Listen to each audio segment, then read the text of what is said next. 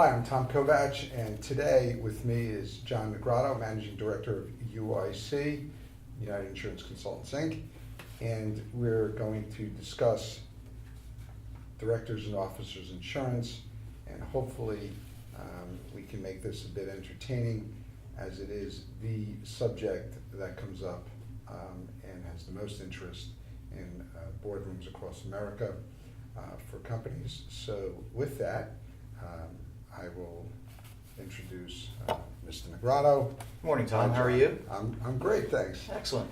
So, John, with regards to D&O insurance, the just an overview of what it does, why it exists, and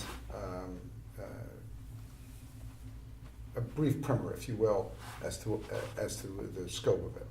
Sure. So D&O coverage basically has been in existence due to the fact that directors and officers are responsible and can receive suits against them due to any decisions that they make at these board meetings, any financials that are issued, any statements that are made, and so on. And as well as they have personal liability on top of that, because of their position and their role being director and officer of the company. So what the most common misconception about a D&O policy is that people believe it's for the company.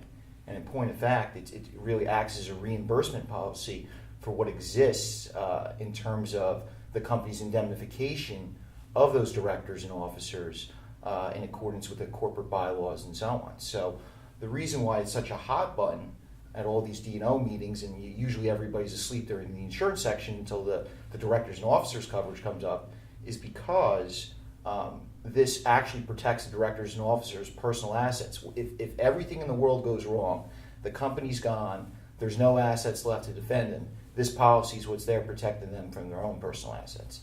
So that's kind of the purview, if you will, and we can kind of get into more of the insuring agreements a little bit later. Well, why don't we just take the policy, as it stands now, and I'm going to, because this will align up, right, in two different ways. Because we received many questions regarding, if I'm a private company and I'm owned by one individual or family, why do I need D&O? That's a question you get from time to time. Absolutely. As opposed to generally, if you're a public company, you pretty well know why. There's not many public companies that don't have D&O, with the exception of Berkshire Hathaway, where Warren Buffett has decided that they should be responsible and make the right decisions and so on. I also think that's perhaps a little tongue-in-cheek given the assets of Berkshire, but for the most part, most companies have directors and officers would not serve if there was not D&O insurance. Take me through what you would, on a high-level basis, what the differences would be between a private D&O cover and a public D&O. Sure. So you first need to understand the basic construct of the policy, which is there's three insuring agreements. You have the Side A coverage, which is the personal asset protection for non-indemnifiable loss. That's the coverage that directors and officers are most concerned about. You have Side B, which is indemnifiable loss. The insurer is reimbursing the company for its indemnification of those directors and officers. And then the Side C coverage, this is where the main difference is between public and private.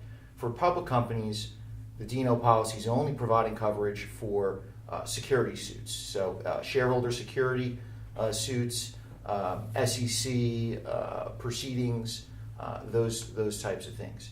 In a private company, there's full entity coverage provided not only for security claims, but for other types of D&O related suits where the company also gets named in the suit, as well.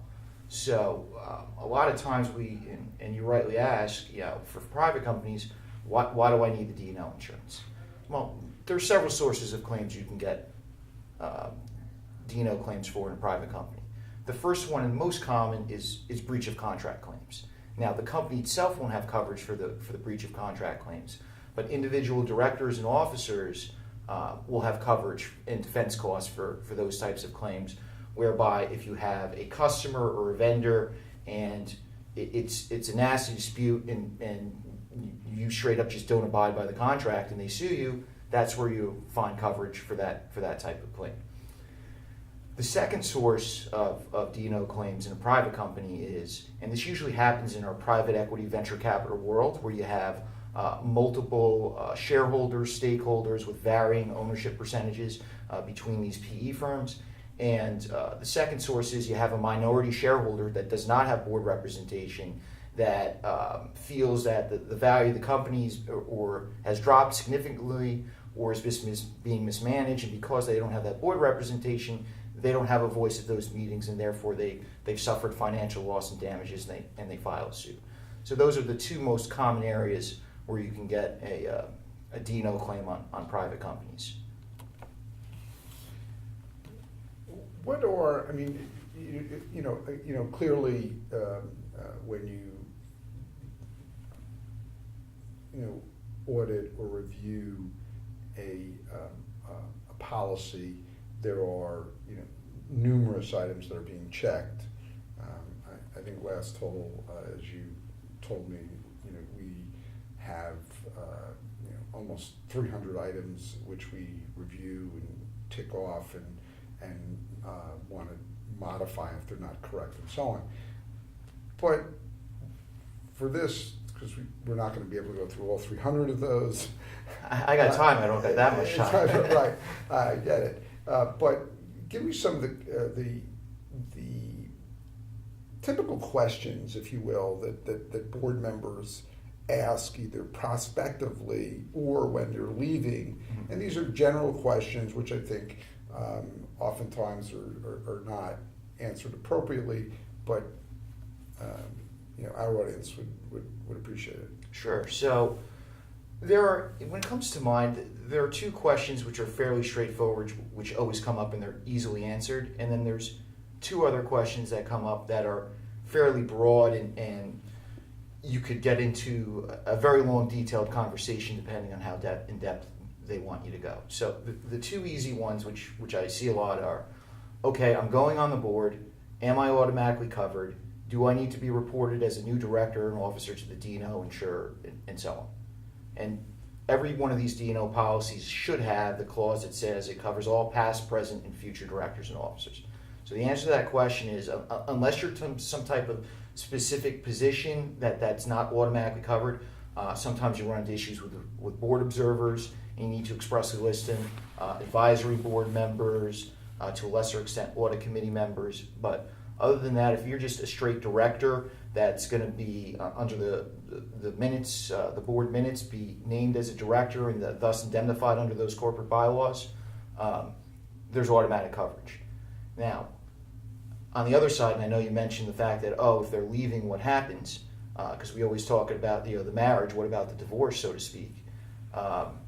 This is where it gets very interesting, because yes, the policy covers all past, present, and future directors and officers. So when you leave, you'll have coverage up until that point for any acts that you have done, any statements, misstatements, what have you, up until the point you leave. But then this is a claims-made policy. So the issue is, once that policy renews, you want to make certain that it's still covering all those prior acts and so on. So what we typically tell any prospective board member is to make sure or ask the company, there's a specific coverage extension that you can get that has an automatic 6-year runoff for retired directors and officers. So right then and there, that policy, if there's subsequent renewals or whatever, you can always go back to that policy because it's got that built-in 6-year extension for you for reporting a claim after you leave. So those are the two quick and easy ones.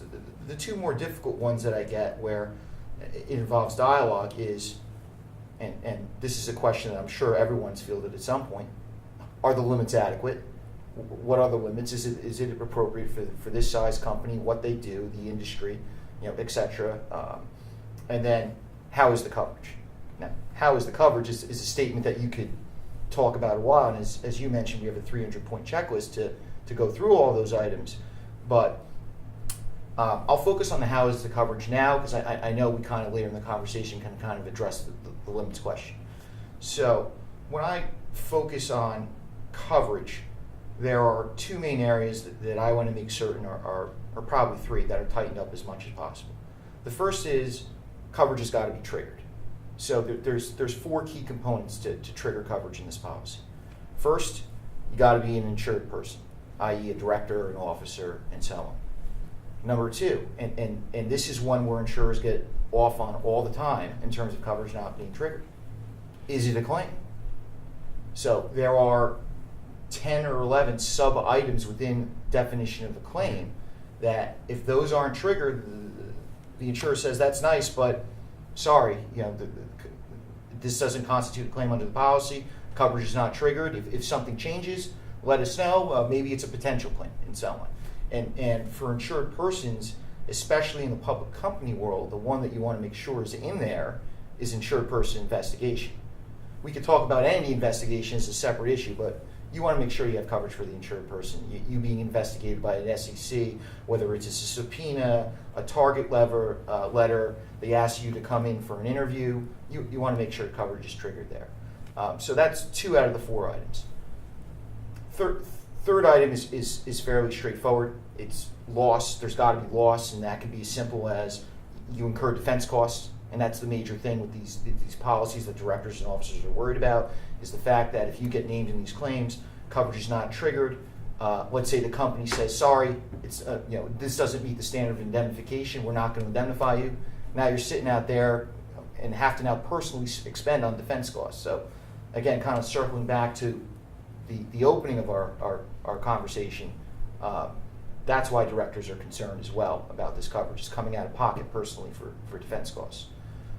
And last item is wrongful act. It's got to be some type of misstatement, misleading statement, breach of duty, or another thing is just solely by your capacity of being a director and officer. So those are the 4 main items within just that one set that I'm concerned about. Second item is a little more straightforward. It's exclusions. So once coverage is triggered, now you got to be worried about what's excluded. And D&O policies can range from 1 exclusion to 10 or so. So, and the main exclusion I'm always concerned about is conduct. That's criminal and fraudulent acts, personal profit and remuneration, and financial advantage.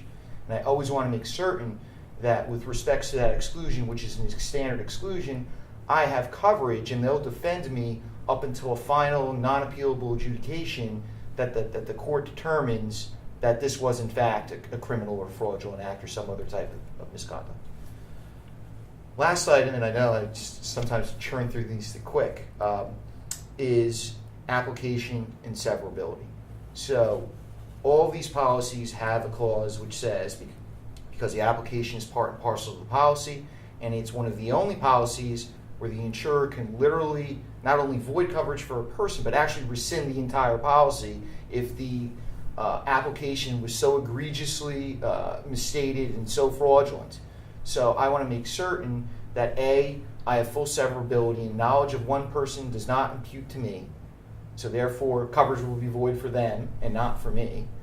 And then number 2, I want to make sure the policy is non-rescindable, so that way, as I mentioned before, if there's any truly egregious misrepresentations, whether it be in the 10K, the financials, the application, the insurer can't rescind the policy. So even though there is severability, if they rescind the policy, then I have no coverage. So just to, and I know that, and that's only a few items. So this, this kind of analysis, and I know you've dealt with some major law firms in the United States, have come to you and asked for your thoughts and opinions and so on. But there is, just to talk about it because it just recently came up, wherein talk about the original reason for Side A coverage and why standalone Side A is oftentimes demanded by a board member and or should be considered when you're talking about the limits on top. So I'll let you. Sure. So, I mean, Side A DIC coverage, difference in conditions, has probably been around now for about 15, 20 years or so. There is Side A policy built into the D&O coverage, and that's protected to an extent with order of payments clause saying Side A needs to be paid first and so on. But, again, as I mentioned, the Side A policy is the ultimate assurance to a director or an officer that if everything goes wrong, all the D&O limits are gone, company has no more money to indemnify or can't pay for defense or is insolvent, this policy's here. It only is personal asset protection, and the terms and conditions are so broad that I know I'll be protected. It only has one exclusion. But isn't the reason why Side A, John, because you gave a bit of a technical answer, but just from an overview standpoint, is that because you talked about the application, the Side A coverage is non-rescindable, period. That's correct. I mean, that's the linchpin, if you will, of if an application, for whatever reason, is misrepresented and an insurer goes to rescind, there is no rescindability whatsoever under a Side A policy. That's correct, and you can even take it a step further, and the company can't cancel the policy either, because there's been situations where it's been a nasty bankruptcy, and the bankrupt trustee is looking for every asset they can grab, and they try and cancel the policy and get back the return premium. So that's taking it a little bit extreme, but as well as to kind of hit upon why Side A exists or why companies get Side A, a lot of times they do that to attract top board talent, because that top talent is, especially if it's a situation where the company's been through bankruptcies or has had some other type of legal or regulatory issues, they won't hop on the board unless there's Side A coverage, because they don't want to. And that's in addition to the usual D&O of Side A, B, and C if it's public. Right. This is a pure standalone Side A policy, which is non-rescindable, et cetera, et cetera. That's correct. Yeah. Okay.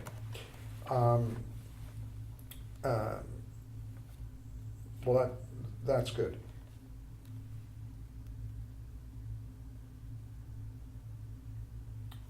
In terms of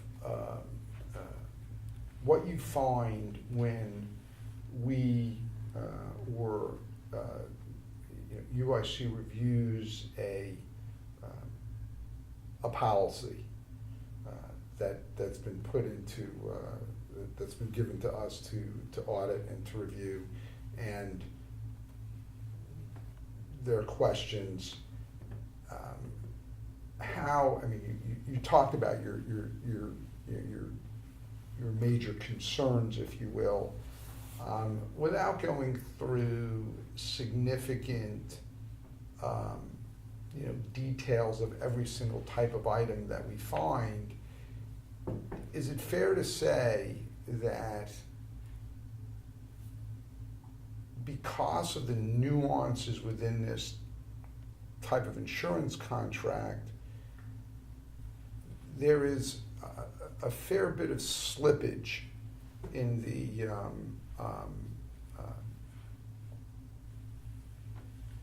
the coverage that's being offered, or not detailed enough so that the company is not covered to the maximum that either that insurer or other insurers are offering? Yeah, that's correct, and we've seen it time and time again for when we receive proposals, and that particular party who produced a proposal provides their own review and so on. It's a policy that can be very easily be misinterpreted, and you literally have to read every single word. It's probably one of the few policies where there could be a humongous difference between an and an or. I've been involved with several claims with Kovatch counsel where they come to us and help assist the letter back, where you have to depend on that and or to formally assert coverage to the other side, because that insurer has their own Kovatch counsel either reserving their rights or denying the claim based on the four corners of the contract and the absolute language in the policy. There are I know in a prior podcast we talked about coverage not being standardized, like a GL policy where you have an ISO form and 20 endorsements and so on. This is one where every carrier has their own form. Every clause, feature is worded a bit differently, and it can be interpreted differently. So that's why these reviews, we have 300 points, and for one clause there could be 10 sub-items, because that's how rigorous it can be to go through these policies. And when you're faced with $10 million, $20 million, $100 million claim, you can bet on the other side the insurer is looking for every little nuance to potentially either deny the claim, reduce the payment of the claim, exert the allocation clause, which says they'll only pay a portion of the claim, and so on. So it's you have to be very, very detailed in this type of coverage. Well, I wouldn't. I guess I'll soften that a bit by saying it's not an enemy situation. Claim occurs, insurer looks to deny loss, and so on. The clarity really becomes they're going to want to stay as close or right in, as narrow as possible, the four corners of that contract. Mm-hmm. And your role, or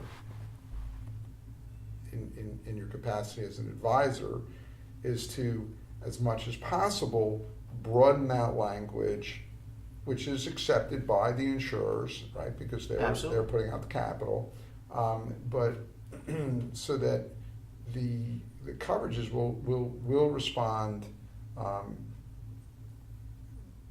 with regards to the exposures that have been discussed and negotiated through that process.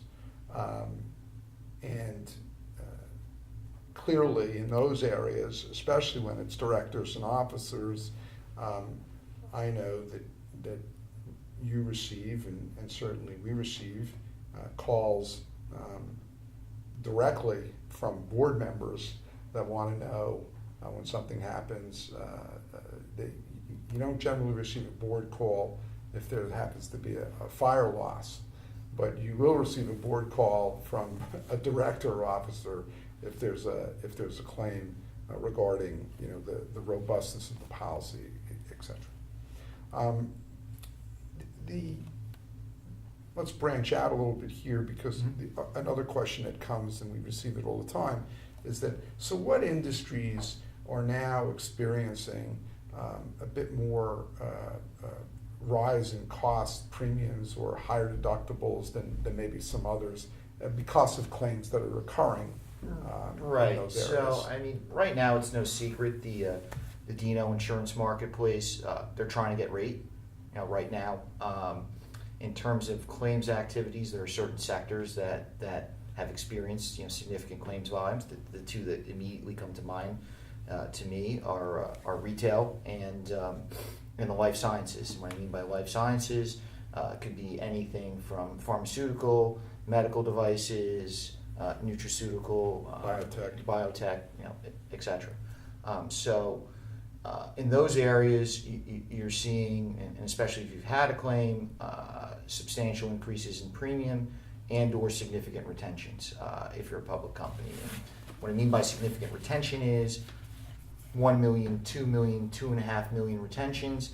And if you happen to be a life sciences company that's IPOing, I mean, premiums can be substantially higher than if you're a REIT or a construction company or something like that. So those are the areas that we see in terms of premium and retention are difficult. In terms of coverage, not as much, but it during the negotiation of those policies, the insurer certainly it has tightened their terms in those areas, saying due to this type of risk and exposure, we're just not going to offer that clause or feature. Do you find that a proper exploration, if you will, of various insurance markets in a competitive method have yielded better results than just the standalone, well, my broker offered me, this policy, and, it was the policy that was, in force, and now we've had an issue, and they're going to stay on, but here it is, and there really has been no research. Have you been able to be successful in securing better terms? Yeah, I mean, we've been over the years in many situations where, and even in the public space, where they've had a significant SEC claim. We invited another broker to compete, and the insurance was changed, even while the claim was still ongoing, which I know a lot of times is taboo. That clients don't want to change insurers when they're amidst a significant claim, but the differences between coverage and price and everything like that were so contrasting that it just made sense at that time to make the move. Now, what I'll say, what's happened now due to competition and coverage expanding and so on, I mean, typically you'd see domestic markets compete for U.S. public companies and so on, and London was, for the most part, an afterthought. Now London's becoming very aggressive into that fold of trying to obtain that market share of insuring those U.S. public companies. The internal insurer regulations, I guess, have loosened a bit, because anytime you went over to AIG Europe in London and said, I got a U.S. IPO, they'd say, sorry, we got to send that to our U.S. compatriots, and they'll quote it. Now, will they quote it? Yes. Will it be as aggressive and as broad as a European form? The answer is no. So in essence, that leads me to a bit of a segue into international companies, where they may be domiciled here in the States, or in fact domiciled in Europe, but they operate in many different countries. Mm-hmm. Chat about briefly some of the concerns that they should have, and how that could be resolved or should be resolved. Sure. So, I mean, and this is becoming more and more prevalent now versus 15 or 20 years ago, as most countries now have really peaked up to making sure that if there is a company with operations, there's a local admitted policy, and so on. And with respects to directors and officers coverage, the U.S., we have laws for directors and officers and so on, no different in any other country. And every country has different laws, different standards that directors and officers have to abide to, different issues. So in Europe, a lot of time a lot of countries have statutory tax liability coverage, and you're subject to tax liabilities. Personally, as a director or officer, if the company can't pay, then guess what? You as the director have to pay that open tax liability. In the UK, there's corporate manslaughter issues. In Canada, there's something called statutory liabilities, where you could be responsible for employee benefits if they're not paid out by the company. So all of these things need to be reviewed for any company that has operations internationally and in a country. And our usual litmus test is, if they have an operation and assets in that country, they're most likely is a foreign domiciled entity in that country, for which there is a board, for which then is exposed to those particular country issues. So how you address that is, you have an international directors and officers program, where local admitted policies are issued in those countries for which you have exposure and operation. Those local admitted policies should then, and again, this is subject to review, conform to those country laws, rules, and regulations. And a lot of times those local admitteds are only issued with a 1 million limit. So I know a lot of times we're talking about the master being broader than a local admitted. This is the case where you actually want to have reverse flow, that most likely, because of those country laws and regulations, and especially if the D&O the master is issued out of the U.S. for the D&O coverage, you want to make sure that there's something called a reverse difference in conditions clause, whereby if the local admitted is broader than the master, that flows up the entire limits that you secure under the master program, that particular coverage.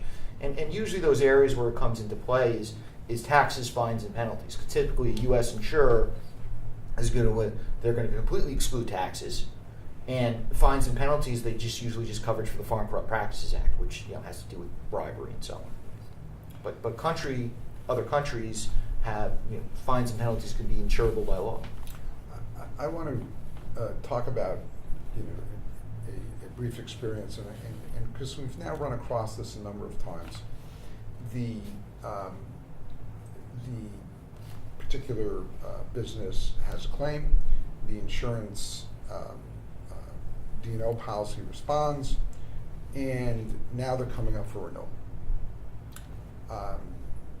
Typically, it's very difficult to move insurance during a claim period, and the reason being that you don't want to be between two. If you move and additional incidences occur, you don't want the new insurer to say, well, that goes on the past insurer, and the new one says, and the old one says, no, that's a new incident, and it goes with you. But something, and that can be resolved with certain language and endorsements. However,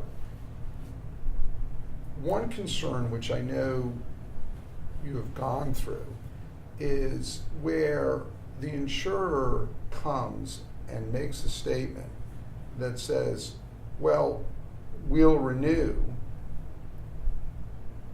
but it is on an extended aggregate.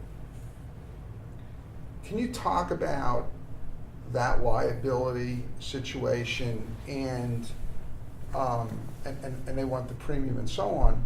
What concern when that language comes from an insurer and or the broker representing that insurer, what bells should go off for the client? That's an excellent point, Tom. And sometimes that happens when you just put in a potential notice of a claim, or if you're a public company, there happens to be a restatement and no shareholder claim has come thus far.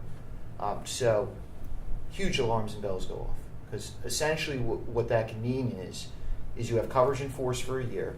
It's a claims-made policy. That limit is for claims during that period.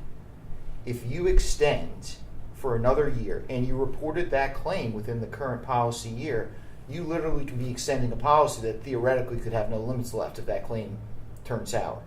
So if a subsequent claim comes in completely unrelated during that next policy year, there could potentially be no coverage under the primary or the excess. So essentially what you're doing is when you're extending aggregates is, I mean, potentially you could be having your limits, or even worse, you have no limits left, and then you have to buy excess on top. So I mean, it's really a non-starter in my opinion when something like that happens. But I wanted to bring that forward because it's an excellent point.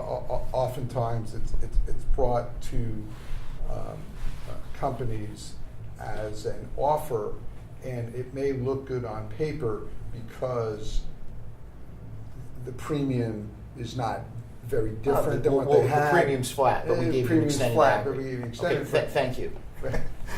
But the reality could be you could be buying nothing. Right. The right answer back is, well, what would it be if I need a reinstatement of the ag, and whatever that premium is, then you have a realistic view of what your exposure might, how they're viewing it.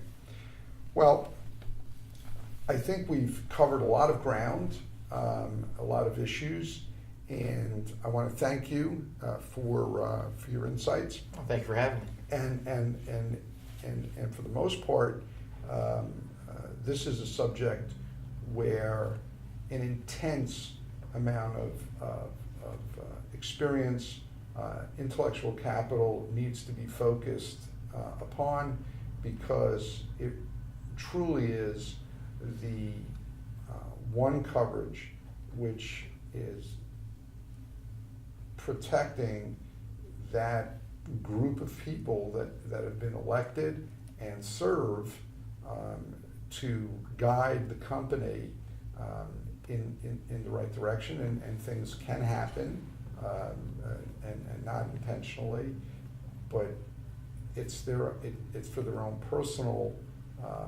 assets. There may, in the worst case scenario, not be a corporation in front of them. So it deserves all of the scrutiny in intellectual capital, and John has been, and his team have been remarkable in this area.